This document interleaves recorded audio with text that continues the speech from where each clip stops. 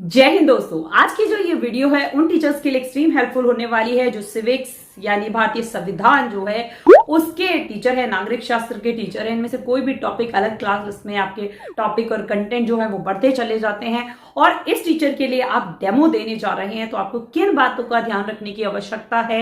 अगर आप एक आर्ट साइड के टीचर हैं तो देखिए इतना समझ लीजिए, कहीं ना कहीं पूरे स्कूल के उस एनवायरमेंट में ये असेसमेंट तो कर ही लिया जाता है कि भाई आर्ट साइड का टीचर है तो उसकी लैंग्वेज जो होगी वो मैक्सिमम इतनी अच्छी नहीं होगी, कम्युनिकेशन स्किल्स जो होंगी उसकी अच्छी नहीं होगी। तो पहले आपको इसी बैरियर को तोड़ना है अगर आप डेमो के लिए अपनी तैयारी कर रहे हैं, क्योंकि आपको आपकी भाषा शैली प्रॉब्लली आज की डेट में मैक्सिमम स्कूल्स जो होते हैं वो इंग्लिश मीडियम स्कूल है और ये ऐसा सब्जेक्ट है जिसे ज्यादातर टीचर जो है वो हिंदी में पढ़ते हैं, इंग्लिश टर्मिनोलॉजी को नहीं समझकर चलते, यहीं पर वो लोग मात खा जाते हैं।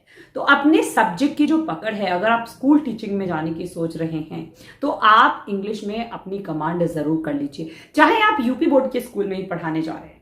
बहुत अच्छा लगता है जब डेमो क्लास में या नॉर्मल क्लास में आप किसी टर्म को इंग्लिश में भी बच्चों को इंट्रोड्यूस करा देते हैं कि हिंदी में तो दिस इज ओके, आप भारतीय संविधान पढ़ रहे हैं बट बच्चों इसे इंडियन कॉन्स्टिट्यूशन कहते हैं। तो ये वर्ड जो कॉन्स्टिट्यूशन होता है आप उन्हें अधिकारों के बारे में, राइट्स के बारे में बता रहे हैं, ठीक है, आजादी, आप उन्हें फ्रीडम, तो जो भी आपके टर्मिनोलॉजी, आपके सब्जेक्ट की टर्मिनोलॉजी है, आप उस टर्मिनोलॉजी को जब बच्चों को इंग्लिश में भी इंट्रोड्यूस करते चलते हैं तो कहीं ना कहीं उनकी वोकैब तो स्ट्रांग हो ही रही होती है बट बच्चों के मन में भी एक वैल्यू बनती चली जाती है कि इस शिक्षक को नॉलेज है, ये समझता है कि इंग्लिश में भी इस सब्जेक्ट को क्या कहते हैं, यानी इस सब्जेक्ट को दोनों वे में इसने पढ़ा है। और जो डेमो जो लेने के लिए आपका इवेल्युएटर बैठा होता है उसे भी समझ में आता है कि बंदा जो है अपने सब्जेक्ट पर पकड़ रखता है, इसने इस सब्जेक्ट को ऐसा ही नहीं है कि इसी एक किताब से पढ़कर आ गया है, इसने इस सब्जेक्ट को अदर जो प्लेटफॉर्म्स है वहां से रीड करा है, इसकी नॉलेज को इकट्ठा करा है। तो पहली बेसलाइन आपको इसी पे ध्यान रखनी है। दूसरी बात आती है कि जब आप डेमो के लिए जाते हैं, आपका ड्रेसिंग सेंस में पहले बहुत सारे वीडियोस में आपको बता चुकी हूं कि अच्छा होना चाहिए।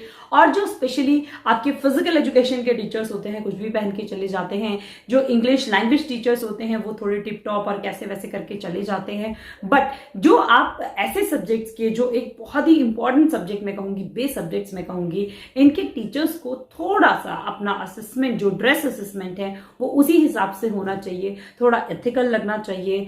और आपकी जो शैली है, मतलब एक होती है भाषा शैली, जो आपकी एक वेशभूषा जिसे मैं कहूंगी उसकी भी मतलब एक अपीयरेंस ऐसी लगनी चाहिए कि ये सब्जेक्ट टीचर उतना ही वैल्यू बेस्ड है जितना कि हमारा ये सब्जेक्ट है। इस चीज पे आप लोगों को ध्यान देना है जब आप इस सब्जेक्ट का डेमो देने के लिए जाएं। देखिए ये कोई ऐसा सब्जेक्ट नहीं है जहां पे आपने बोर्ड पर न्यूमेरिकल लिखा और बच्चों से कह दिया कि आइए चलिए सॉल्व करिए, आपको जो है वो आंसर्स जो है वो पेन्स प्रूफ करके दिखाने हैं। This is not like that subject. आपको यहाँ पर एक टेक्निक जो है वो अप्लाई करनी हुई, that is question answer technique. Value base आपकी क्लास हो जाएगी जब आप अपनी क्लास में प्रश्नोत्तर विधि जो है उसको सही से अप्लाई कर देंगे। यहां पर आपको उनकी प्रीवियस नॉलेज से रिलेटेड क्वेश्चंस को पूछना शुरू करना है और उसके साथ साथ अपने सब्जेक्ट को कनेक्ट करते चले जाना है। यकीन मानिए कि आपको बहुत सारी नॉलेज जो है वो बोर्ड पर लिखने की जरूरत नहीं है, बहुत कुछ शो करने की जरूरत नहीं है कि आपको क्या आता है, बट ये वो सब्जेक्ट है जहां बच्चों को आप प्रीवियस नॉलेज से जब जोड़ना शुरू करेंगे कि बच्चों आज आप यहां क्लासरूम में बैठे हुए हैं, आप सोचकर देखिए कि अब से 10 साल पहले की क्लासरूम कैसी होती होंगी। अच्छा चलो थोड़ा और पीछे चलते हैं, 30 साल पहले, 50 साल पहले, 60 साल पहले तक आप जाइए, आराम से जाइए। यहां ये वो बेसिक क्वेश्चन था जिसका जवाब आपको क्लास का हर बच्चा देने के लिए तैयार हो जाएगा, ठीक है। अब आपने उसे यहाँ पर ये वाली चीज जो है क्लासरूम से बिल्कुल जोड़ दिया। क्या पूछा? क्लासरूम से रिलेटेड आंसर्स पूछे, ढेर सारे बच्चे जो है उसके आंसर्स देने शुरू कर देंगे। ओके, आज का एजुकेशन सिस्टम ऐसा है, आप ऐसे पढ़ाई पढ़ रहे हैं, क्या 60 साल पहले ऐसी पढ़ाई थी? तो अब आ गए, अब इसमें आप अपना टॉपिक जो है एजुकेशन सिस्टम आज का और तब का, और उसमें आने वाले जितने भी एजुकेशन रिफॉर्म्स थे जो कॉन्स्टिट्यूशन में ऐड किए गए, राइट टू एजुकेशन दी गया, फ्री एंड कंपलसरी एजुकेशन जो है वो बच्चों को दी गई, ये टॉपिक दर बाय दर करके, स्टेप बाय स्टेप करके उन्हीं के डिस्कशन में से आप इंक्लूड कर सकते हैं। आपकी पूरी क्लास में से इतने आंसर्स, इतने क्वेश्चंस आपके सामने आ जाएंगे, बच्चे बता देंगे अकॉर्डिंग टू क्लास। जैसा आपका क्वेश्चन होगा कि मैम अंग्रेज आए थे, उन्होंने इस तरीके के रिफॉर्म्स किए, ये चीजें आई, क्योंकि ऐसा नहीं है कि आपकी क्लास के सारे बच्चे डम्बो बैठे हैं या फिर सारे बच्चे एक्स्ट्रा ऑर्डिनरी हैं। अलग अलग आंसर्स मिलेंगे जहां से आप उन्हीं के लेवल के जो क्वेश्चंस हैं वो डेवलप करके उनके आंसर्स दे सकते हैं। जब भी आप बच्चों से क्वेश्चंस पूछें, ठीक है, ध्यान रखना है क्वेश्चन आंसर टेक्निक आपको इंक्लूड करनी है। जब आप क्वेश्चन आंसर टेक्निक यूज करें तो आपके क्वेश्चंस जो इनिशियल क्वेश्चंस हो वो एक साथ, आपको बहुत सारे क्वेश्चंस नहीं पूछने हैं। आपको शुरुआत में डिफिकल्ट क्वेश्चंस जो है वो बच्चों को नहीं पूछने हैं। जब आप क्वेश्चन दे रहे हैं बच्चों को तो सोचने के लिए प्रॉपर टाइम देना है। आपको धमकाने वाली आवाज में जो है बच्चों से क्वेश्चंस नहीं पूछने हैं। आपको बच्चों को सोचने, चिंतन करने वाले वैल्यू बेस्ड क्वेश्चंस जो है क्लास में वो पूछने हैं।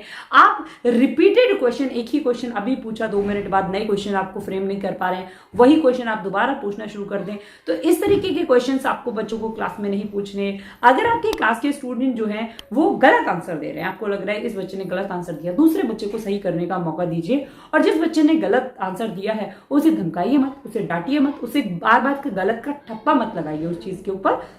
उसने क्वेश्चन का आंसर दिया, उसके लिए आप उसे मोटिवेट करिए, जिससे अगली बार भी आपकी डेमो क्लास में या आपकी नॉर्मल क्लास में आपको क्वेश्चन देने के लिए, जो क्वेश्चन का आंसर देने के लिए वो बच्चा रेडी रहे। तो इस तरीके से आप जो है उस बच्चे को अप्रिशिएट करते हुए दूसरे बच्चों से आंसर निकलवाइए।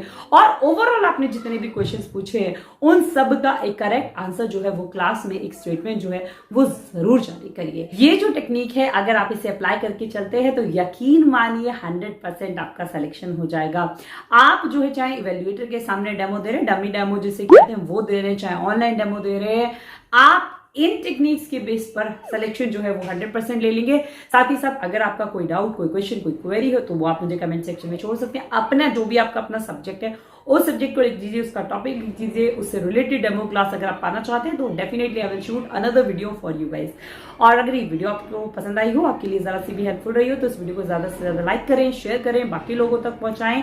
मेरे चैनल पे आए, वीडियो को यहाँ तक देखा उसके लिए थैंक यू सो मच। ऐसी और वीडियोस देखने के लिए चैनल को सब्सक्राइब करें, नोटिफिकेशन बेल दबा देना, क्योंकि तभी आपको मेरी सारी लेटेस्ट वीडियोस की जो नोटिफिकेशन है वो सबसे पहले मिलती रहेगी। जय हिंद, जय भारत दोस्तों।